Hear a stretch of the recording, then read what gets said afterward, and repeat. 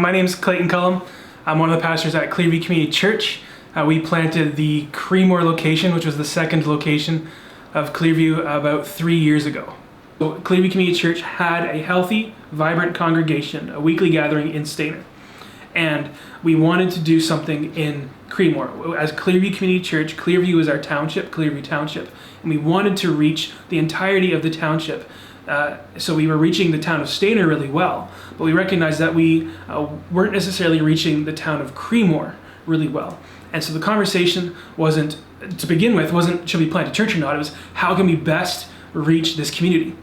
So we looked at Creemore and said, the best way to reach the community of Creemore is only like 1,000 people, maybe less. The best way to reach that community was to have a consistent gospel sharing presence in that community. People who live there, who love Jesus, and are willing to share that gospel and proclaim that gospel.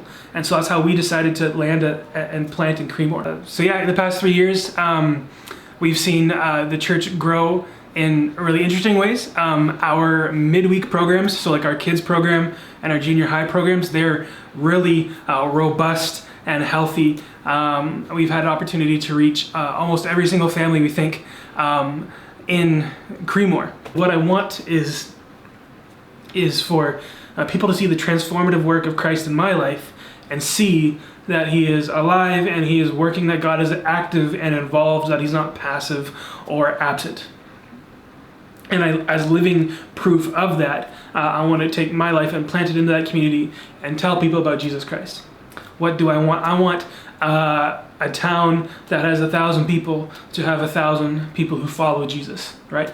Creemore is actually an old word, and it means big heart. And so what we have is this church has a big heart for its community, a big heart for the Lord, a big heart for seeing people come to know Jesus. So do I need to set up and tear down every Sunday? Sure, done. Even on the Sundays where it's so cold that you have to peel your skin off of the metal, I'll do it. Do I have to clean the floors? Do I have to, do like different ministries that I don't really enjoy? Yeah, I'll do it. Why? Because if that's what it takes for people to know Jesus, then yes. Do I have to share my faith in awkward situations? If that's what it takes for people to know Jesus, then yes, I'll be willing to do that. So you're thinking of starting a new campus. I think you're going to find that no matter what you do when you start and plant a church, that you're going to feel like you're under-resourced at all times. And I think there's a part of that is okay, that's appropriate, that's reasonable. But when Paul writes to the churches in the New Testament, he doesn't pray for them to have strength in the resources that they have, or have strength in the bank account, or have strength in the LED projector. What he says is he prays that they would have strength because of Christ who dwells in them, right? And I think the advice that we have is that if you are filled with the Spirit of God as a follower of Jesus, and you are empowered by the Spirit of God as a follower of Jesus, you will not be under-resourced.